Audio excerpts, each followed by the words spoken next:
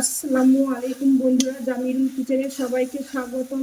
বন্ধুরা, এখন তো শীত পড়েছে, তাই জন্য আজ ছাট, মাংস, মেটা, স্টোমাক, ফ্যান সব মিক্স করে আজ কষাকষি করব।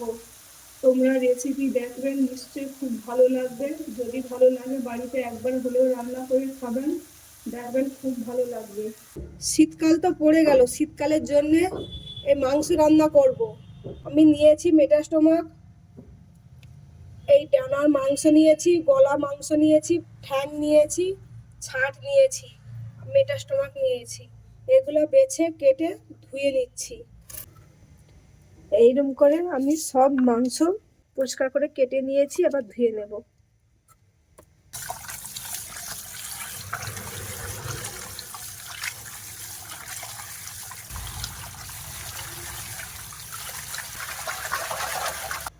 মাংস তো ধুয়ে নিয়েছি, এবার মশলা বেটে নেব। আদা নিয়েছি, রসুন নিয়েছি, পেঁয়াজ নিয়েছি আর টমেটো নিয়েছি। এগুলো কেটে বেটে নেব। এক হাতে ক্যামেরা আছে বলে তাই বাটা ধোয়াটা দেখাতে পাচ্ছি না। গ্যাস জ্বালিয়ে কড়া বসিয়ে দিয়েছি। রান্নার জন্য তেল দেব, রান্নার জন্য পেঁয়াজ কুচি দেব।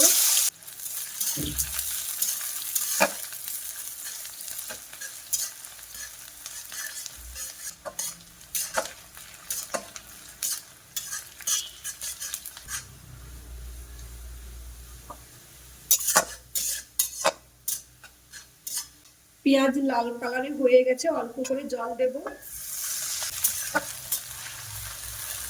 টমেটো দেব, লঙ্কা গুঁড়ো দেব, হলুদ গুঁড়ো দেব, 1 চামচ মিট মশলা দেব, জিরা গুঁড়ো দেব, ধনিয়া গুঁড়ো দেব,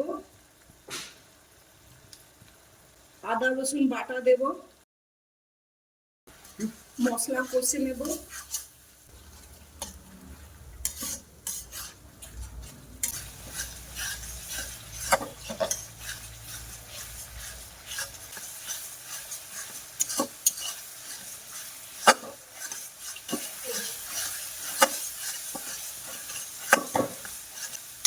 মশলা খুব সুন্দরভাবে কষা হয়ে গেছে, মশলা থেকে তেল ছেড়ে গেছে। আবার মাংস দেব।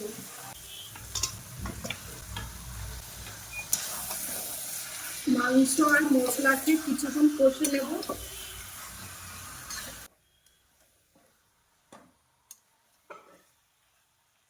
কিছুক্ষণের জন্য ঢেকে দেব। মাঝে ঢাকনা খুলে মাংসকে কষে নেব।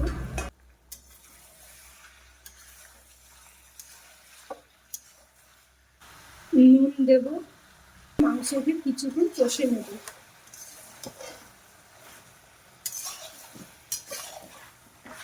আবারও কিছুক্ষণের জন্য ঢেকে দেব। মাঝে ঢাকনা খুলে আবারও কষে নেব।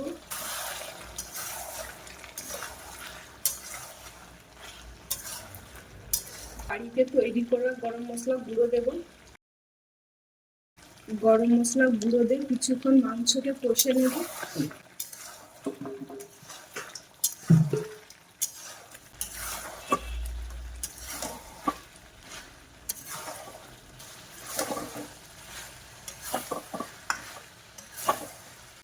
মাংস খুব ভালোভাবে কষা হয়ে গেছে, মাংস থেকে তেল ছেড়ে গেছে। আবার জল দেব।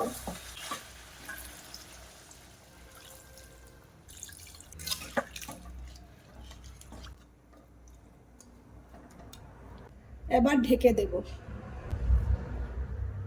ঢাকনা খুলে ধনিয়া পাতা দিয়ে দেখাচ্ছি কতটা সুন্দর হয়েছে।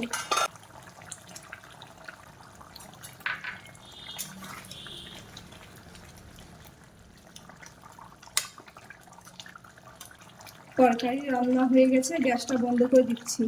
রান্না হয়ে গেছে, ঢালবো না, কড়াই থাকবে। কেন, শীত পড়েছে, বারবার গরম করতে হবে, তাই জন্যে আমি তরকারিটা ঢালবো না।